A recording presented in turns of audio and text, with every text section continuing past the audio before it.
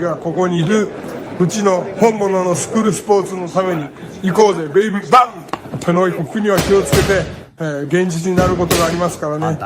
Alright, so better late than never. This is a very important video to make on this channel. I'm going to cover two spectrums because it's going to cover the highs and the lows of boxing because as many of you guys know, the reason I came here to Japan in the first place was to help assist Angel Leo and be part of the team for the Tomoki Kameda fight. That was in Osaka. But the subject of this video is the co-main event that took place on the undercard of this fight, which was between the IBF champion Pedro Taduran from the Philippines and Ginjiro Shigeoka from Japan. You know, it was a fight that I was really looking forward to. Going into the fight, I thought Pedro Taduran had the advantage just because of the way Ginjiro Shigeoka fights. He's got that mid-range, regimented Japanese style, and I didn't think that he was going to make any real adjustments. So I thought Pedro would have his way with Ginjiro in the rematch, and have his way he did. He beat him pretty soundly. You know, he wound up beating him by split decision. I thought it was ridiculous that the fight was ruled a split decision because I thought Pedro was getting the better of the work. You know, Ginjiro had some good rounds in the middle of the fight, but one thing about Pedro Taduran, and he's shown this throughout the course of his career, is his ability to just wear you down and wear you out as a volume puncher and light you up from the outside. He can do a little bit of both, and that's what I thought happened here. Ginjiro did not get stopped in this fight. I thought we got a more determined Ginjiro Shigeoka in this fight. I thought he had some good moments. He was doing a good job getting underneath some shots, but ultimately he just couldn't handle that volume of Pedro Taduran at that length and the range that he fights with. So he got the moral victory of going the distance, but I don't think it should have been a split decision. I thought he lost by UD. Now, the bigger story in all this wasn't so much the fight itself. Taduran and still fantastic fighter. We'll get back to him in a second.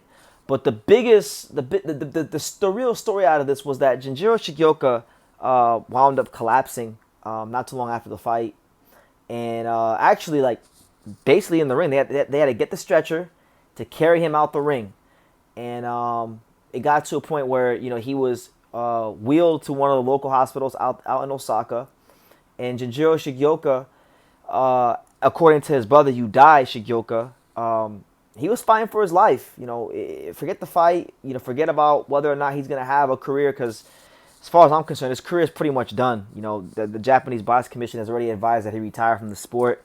He took a beating his last fight, took a seemingly bigger beating in the rematch, and now he's at a stage.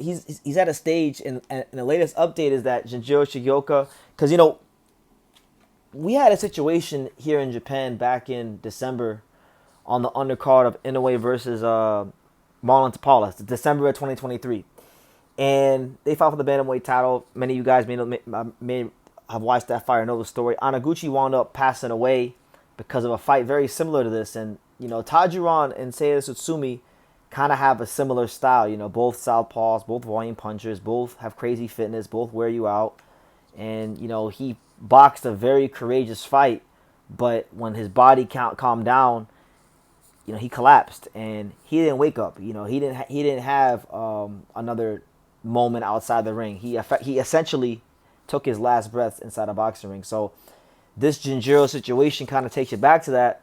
But the latest update is that Jinjiro's eyes are half open. This is according to his brother Yudai. His eyes are half open.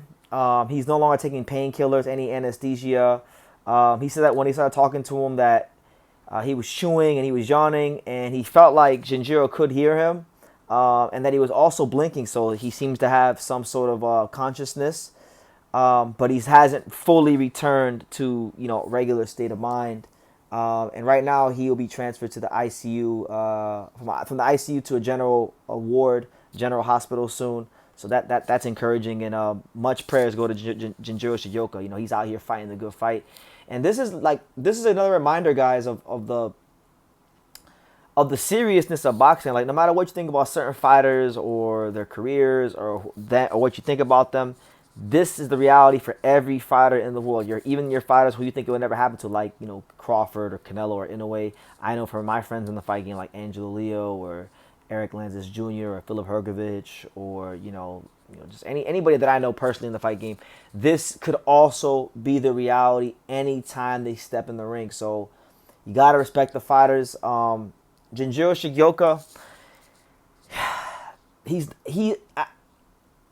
I don't think he's ever gonna get back to the levels he was already at. You know, he at one point in time, Ginjiro Shigeoka was arguably recognized as the #1 minimum weight fighter in the world. In fact, one of my first memories of covering boxing here in Japan, I remember getting off the train in Narima City, Tokyo, to go to Misako Boxing Gym, and I remember seeing the newspaper clippings on one of the bus stops, and I saw the Shigeoka brothers with the titles in the newspaper clippings, and I didn't even know who they were at that time. I'm like, who are these small Japanese guys with bleach blonde hair with titles? But then I later found out that these were the Shigeoka brothers, and always been a real good fighter, very entertaining. And again, like, this continues a trend in Japanese boxing of like that Bushido warrior spirit. Japanese boxing tends to have more of these incidents than anywhere else in the world, and I don't know if there really is anything that can prevent this, because I think it's a cultural thing with the fighters. They're not going to quit. They're rather die on their shield. And then I know a lot of times trainers are very slow to stop the fights, and I know the Japanese Boxing Commission has been trying to get proactive with things, but they just haven't seemed to been able to stop this epidemic going on within Japanese boxing. So I don't know if it'll ever correct itself, but you know, it's just the realities of the fight game. It can happen anywhere in the world, but it seems to happen in Japan more than most places. Now, on the positive note, and my prayers and my condolences and just all the positive energy and just every positive fiber of my spirit goes out to Ginjiro Shigeoka, because you know, he's given people great fights here in Japan and around the world. So, you know, God bless him. But Pedro Taduran is a very dangerous man, guys. I mean, this is one of the. I honestly think it's worth saying at this point, because if you guys don't know Pedro Taduran's career, let me put you guys on game. Pedro Taduran is one of the most dangerous men in all of boxing, because this isn't the first time he sent someone to the hospital. He had a fight in 2019, a very, very exciting fight against a fellow Filipino when he won the IBF title the first time, when he fought Samuel Salva. He got dropped in that fight. He got clubbed over the head with some big, devastating right hands. And he had to overcome some things. He had to overcome a knockdown. He had to overcome a lot of just firepower early on from Salva, but he eventually wore him out. And Samuel Salva got sent to the hospital too. So this is a recurring theme. And these are the worst kind of fighters to fight in boxing. You know, Dea Benavidez seems to send guys to the hospital. This guy sends guys to the hospital. Seiya Tsutsumi is like that, you know, at bantamweight. He's going to be a hard guy to beat, because, you know, he's getting more confident as a fighter. He's 5'4" at minimum weight at 105 pounds, which makes him a hard guy to deal with at 105 pounds. So I think there's a lot of good fights out there for Pedro Taduran. Obviously, the #1 guy in the division right now is Oscar Collazo, so that's the fight that I think he's gonna probably explore. You know, Collazo probably has the most money behind him with Golden Boy Promotions. So you know, he beat the A side presumably, but you know, who gives a damn? A side, B side, C side, Z side, who gives a damn? Pedro Taduran is a problem for anybody in the world. And then you got potentially a big time Filipino unification fight against Melvin Jerusalem, which I think, I'll tell you guys this, man, they better have 2 stretchers ready if they both fight, because that's the kind of fight where both guys can get carried out on the stretcher, because Pedro Taduran doesn't know how to stop coming forward, and Melvin Jerusalem has explosive thudding power that can put you out. So I think that's a very dangerous fight. But I mean, if we don't get that fight, there's other good fights out there for Pedro Taduran. You got like guys like Alex Winwood, who I know has been a top contender from Australia for a while. You got him hovering around the rankings. You got Joey Konoe, who I don't know a ton about, but I've always seen his name in the rankings. Yeah, there's a lot of good fighters out there for Pedro Taduran to go ahead and fight if he can't get the champions.